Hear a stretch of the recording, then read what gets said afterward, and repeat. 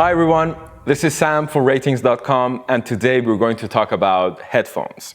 For the past year, we've been developing a method for measuring, scoring, and ranking headphones objectively. And for that, we've purchased more than 150 headphones so far and have performed many tests on them.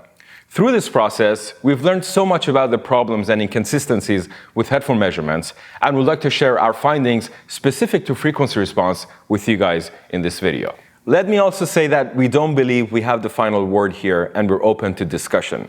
So if you disagree with us anywhere, please send us an email or write your comments below. Roughly speaking, there are three main difficulties in making frequency response measurements on headphones, and they are inconsistent and unreliable readings in the bass range, inconsistent and unreliable readings in the treble range, and a lack of consensus on what the ideal headphone frequency response should look like. I'm going to briefly touch upon each of these points, and then we're going to dive in for a more detailed discussion where we actually look at some measurements. The inconsistencies in the bass range come from the fact that closed-back headphones rely on an airtight seal to create their bass, and open-back headphones need a proper contact and coupling to the head to deliver their bass. However, most of the dummy heads available today, like our HMS here, were designed back in the 80s and are not actually made for measuring headphones. And one of the shortcomings that most of them share is that their pinna is stiffer and more protruding than the human pinna. This causes some headphones not to be able to create an airtight seal or make a proper contact like they do on humans, which results in a drop in bass. Now, there are a couple of companies that have made improvements to their dummy head by making the pinna softer and flatter. But we believe our solution, which we're going to discuss in the next part, goes much further. The inconsistencies in the treble range come from the fact that humans come in different shapes and sizes and have a varied taste in how to position their headphones. Higher frequencies, that is the treble range, are highly sensitive to these differences, which makes making representative measurements more challenging. The third issue is that until recently, there hadn't been much research on what the ideal headphone frequency response is, even though for loudspeakers, we've known for a while that we prefer one that measures flat in an anechoic room. So even if we are able to perform a proper headphone frequency response measurement, there is still not a widely accepted target curve for us to compare the results against. So let's talk about the bass range. As I mentioned, one of the reasons for our misreadings in the bass range is the problem of seal or leakage. And one of the headphones that demonstrates this problem really well is the V-MODA M100.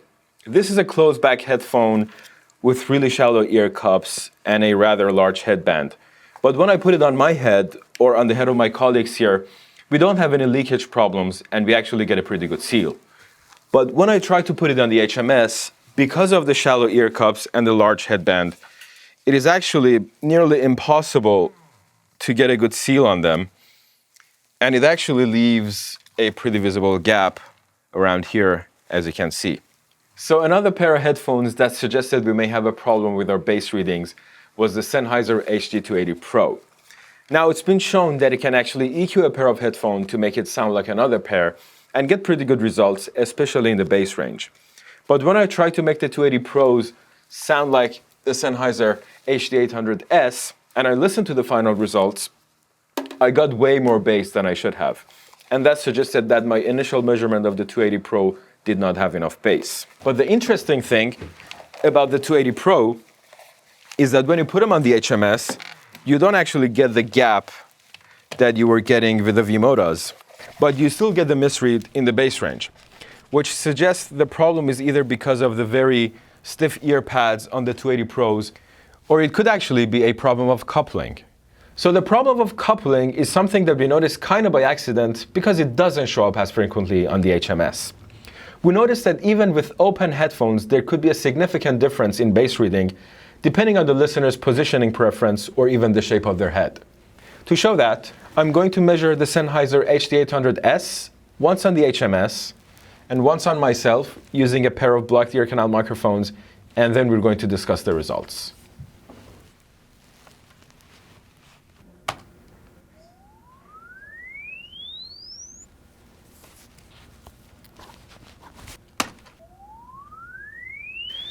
So this is the raw frequency response of the HD800S on the HMS. But I noticed that if I position the HD800S on my head for comfort, which is actually a bit forward, I would lose about 2 dB of bass around 40 Hertz compared to the HMS measurement.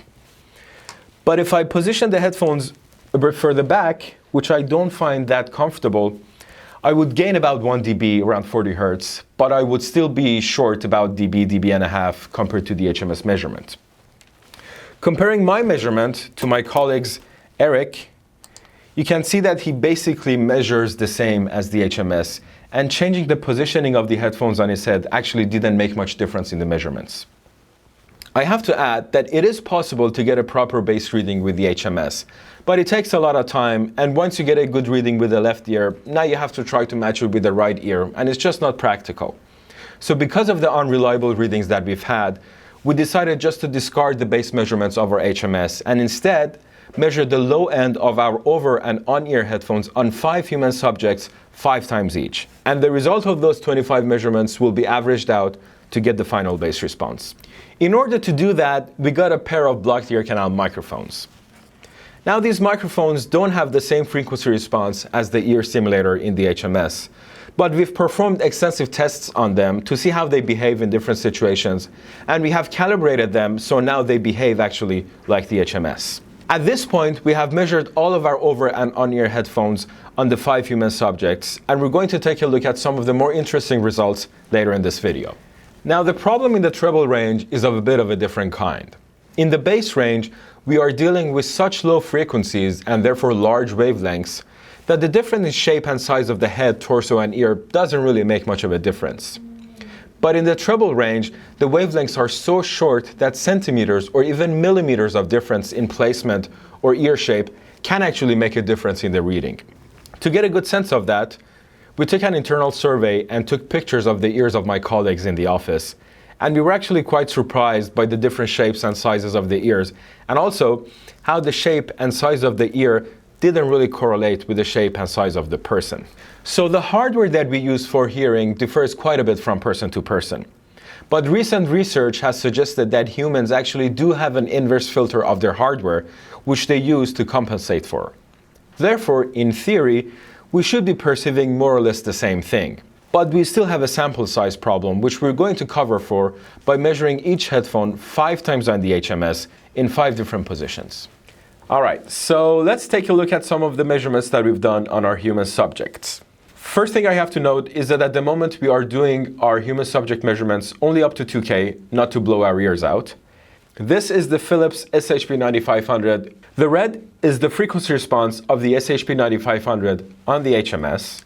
The green is the frequency response on me, and the blue is the frequency response of the same headphones on one of my colleagues.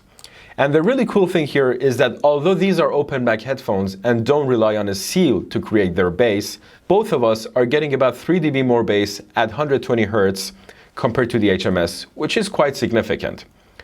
But another interesting thing is that if we go down the range to about 50 Hertz, I'm still getting about 2 dB more bass than the HMS, but my colleague is getting 2 dB more bass than me, which is about 4 dB more than the HMS. And we suspect this could be a coupling issue. One more thing I would like to point out here is that at the moment we are doing the merging of our human subject measurements and HMS measurements manually where the measurements actually meet.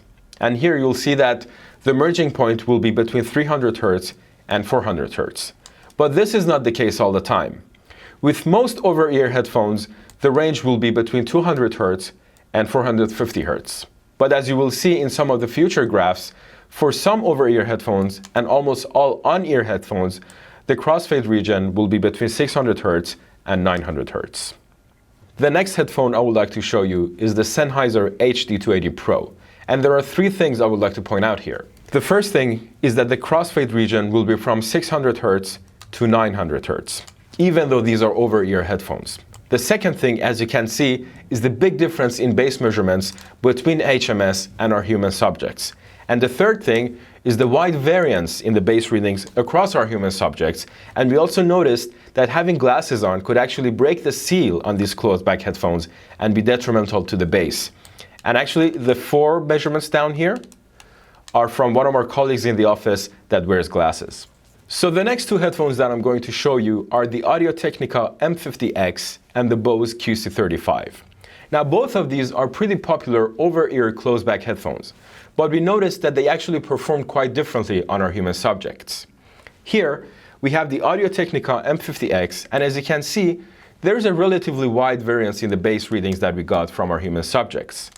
And the second thing here is that, as you see, the crossfade region will be from 600 Hz to 900 Hz. So although these are over-ear headphones, they perform more like on-ear headphones, which we suspect is because of their shallow ear cups.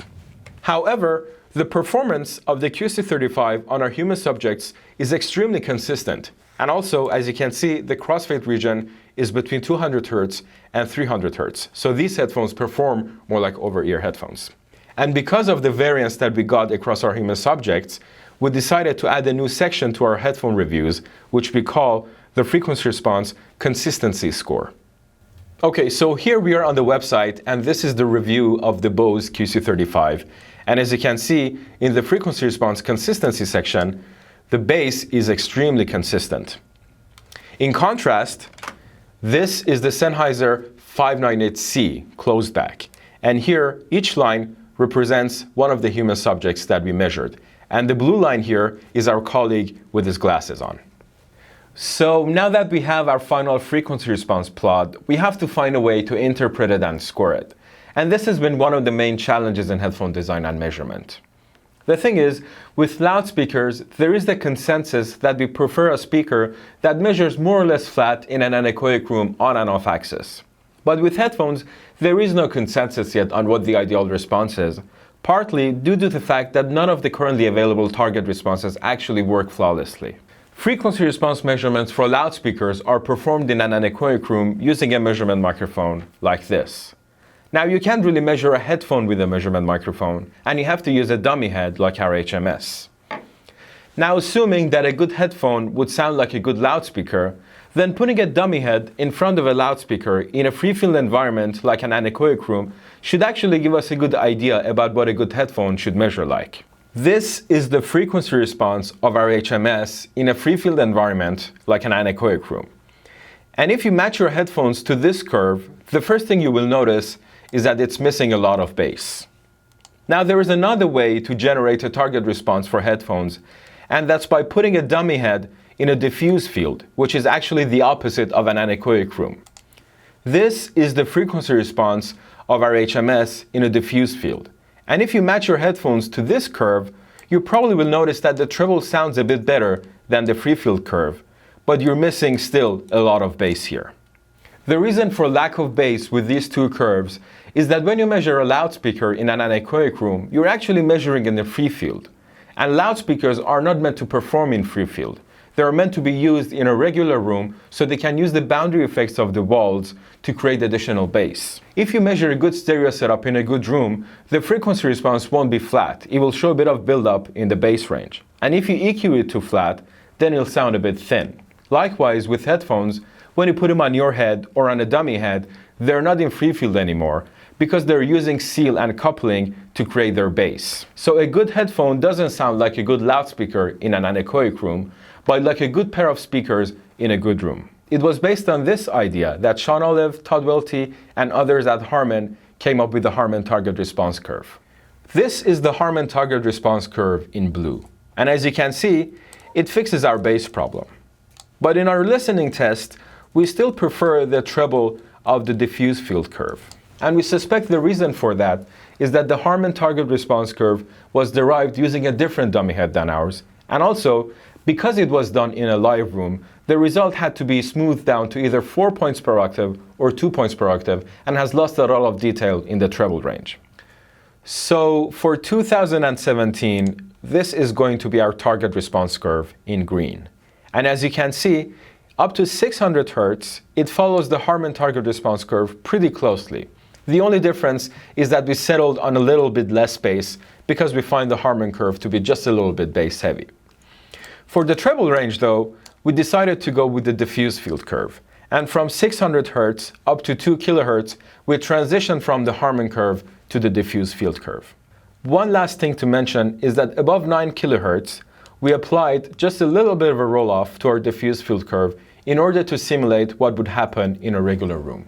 We are going to revisit our compensation curve for 2018 to see if there is some room for improvement. But for now, it seems that the bigger issue is not the compensation curve, but the fact that the same headphone could perform differently on different heads, even in the treble range. Here, we have the Sennheiser HD600 in blue and the Sennheiser HD800S in red. The top two measurements were performed on the HMS, and the bottom two measurements were performed on me. In the bass range, you can see that the HD600 seemed to be having more bass on me than on the HMS. And in the treble range at 2 kHz, the difference between the two headphones on the HMS seemed to be about 5 dB. But the difference of the same two headphones on me at 2 kHz is only about 2 dB. So the two headphones seem to be performing differently on me than on the HMS. But even more interesting is that at 10 kHz, the difference actually flips. And on the HMS, it is the HD600 that shows more 10K. But on me, it is the HD800S that shows more 10K. This is something that we're going to keep an eye on in the future. So to recap, there are three major problems with headphone measurements available today. The inconsistencies in the bass range, which we fixed by measuring headphones on human subjects. The sample size problem in the treble range, which we are improving by performing 5 reseeds and adding the frequency response consistency box, and a lack of a standard target curve, for which we made our own compensation curve by combining the Harman target curve and the diffuse field curve. So that's it. If you have any suggestions on how to improve our tests, please let us know. And if you like what we do here, please subscribe to our channel and see you next time.